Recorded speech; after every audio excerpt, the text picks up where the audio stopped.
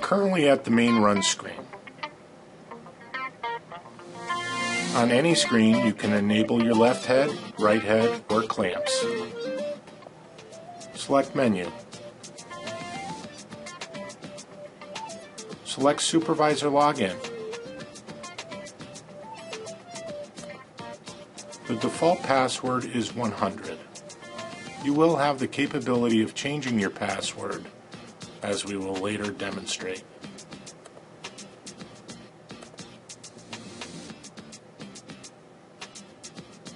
Left head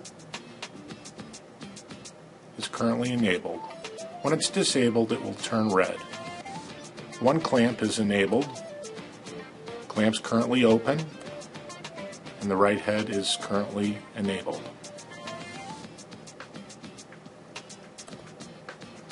You have the capability of opening and closing the clamps. Select Program. This notation here is 1 through 5 banks and 1 through 64 program recipes per flashcard. Select New.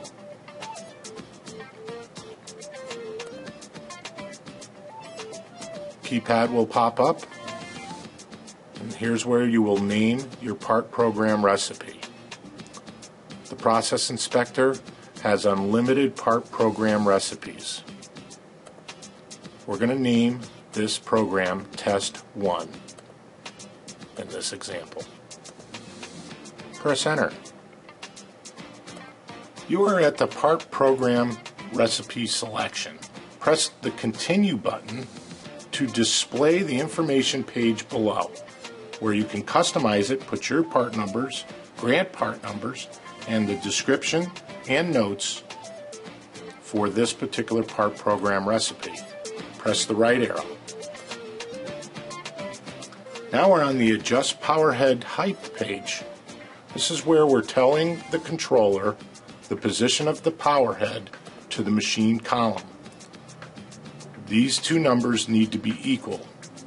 Press the Auto Set when creating a new program.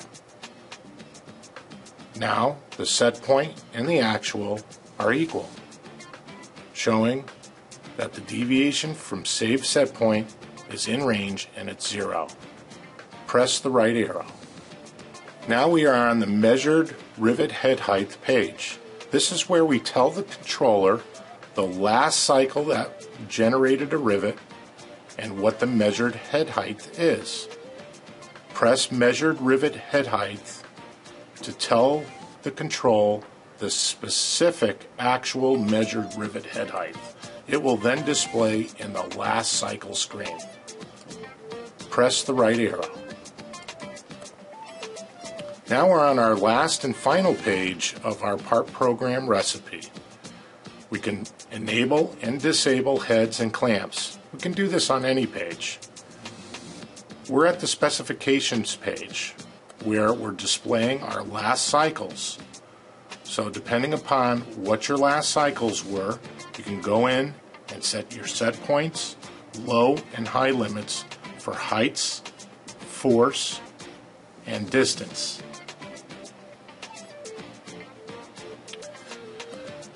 Sometimes it's a good idea to keep these values broad when first starting out and then slowly closing them down to a tight tolerance later. The creep feed length is the slow feed of the riveter to depth. This typically is set at 22.86 millimeters or 0.9 hundred-thousandths of an inch. You can press the left arrow, question mark, or the menu button.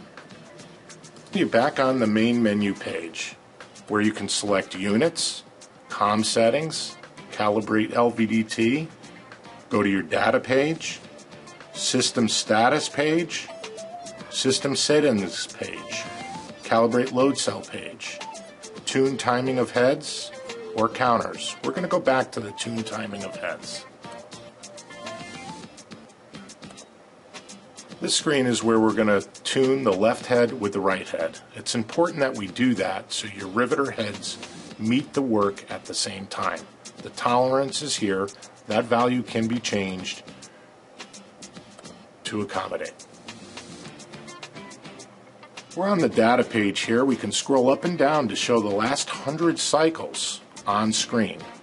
It's going to date stamp each cycle and show the result. Then we're going to show the actual and target of the distance, the actual height that we've riveted our part to. Actual and target for the force that was generated while forming our part. The actual and target for the time of the cycle. Left head is on the left, right head is on the right. Page number that you're on is displayed. Page 1 would be the last actual cycle. We're showing you a data page of all parts in range. If a part is out of range, it will say part out of range. The process inspector logo will disappear and the banner will show the current status of the machine. Press menu.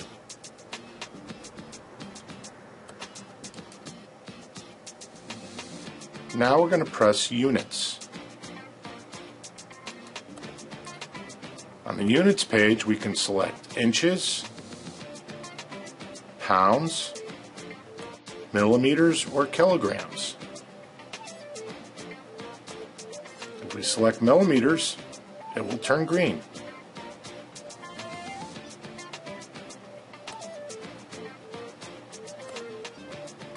Press System Status. The System Status page will show you in real time the status of different components installed on your riveter. Very handy for troubleshooting. We'll also display a total cycle counter for your riveter or riveters, since this unit has 2 power heads. Both left and right total cycles are counted. Now we're going to select COM settings. Communication settings can be configured here. Device name, IP address, subnet mask, default gateway, and your local port. Depending upon what devices you have installed, your card initiation will show below. That will turn red. Socket will turn red, and socket connect will turn red. Press save.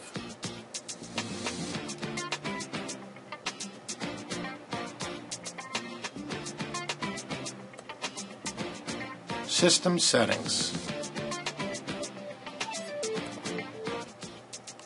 System setting page will allow you to change your password, go from English to Spanish, or machine configuration. This is typically done by the factory.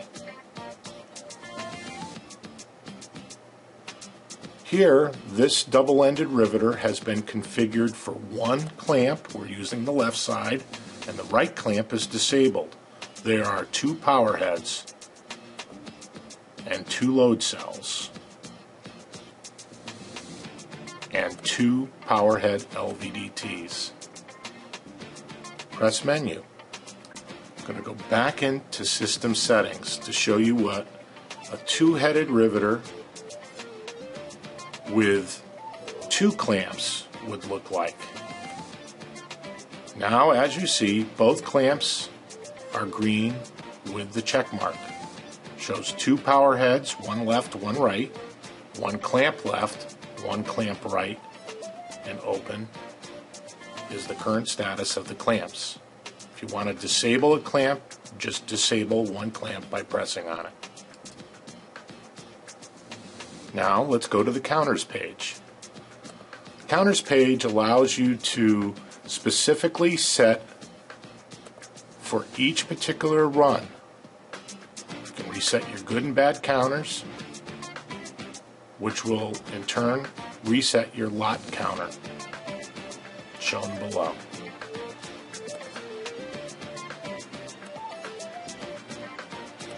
If we only reset certain ones, then only certain counters are going to be reset.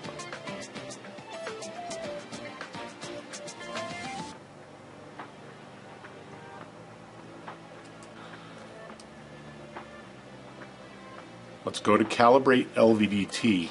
This setting is done by the factory, but it may be necessary to recalibrate your machine in the field. Currently we're in millimeters. You will cycle your Grant riveter to full depth. You're going to do that by overriding the solenoid screw. Then press Set 0 position. The value will now show your current stroke position as 0.00 millimeters or inches for that matter. Your machine is now calibrated. Reverse your solenoid. We're going to calibrate the load cell. Great care needs to be taken as this is a factory setting. If this is trying to be done in the field, you're going to press on your set point 1, 0 pounds, and press set when your spindle is completely retracted. You're going to remove all tooling from your machine, go to your advanced solenoid, override, extending your spindle, pressing against a steel block at 80 psi. Each machine has a specific set point 2. Contact the factory to discuss what this setting should be. Retract your head and acquire 0. Now your machine is calibrated and should say actual should be 0 pounds. If this number is fluctuating up and down rapidly, please consult the factory. Now you're back on the main menu page where you can disable, enable different devices, which you can do on most pages within the program recipe. You can also cycle your machine on any data page, any settings page, or any program page. Thank you for visiting the Process Inspector.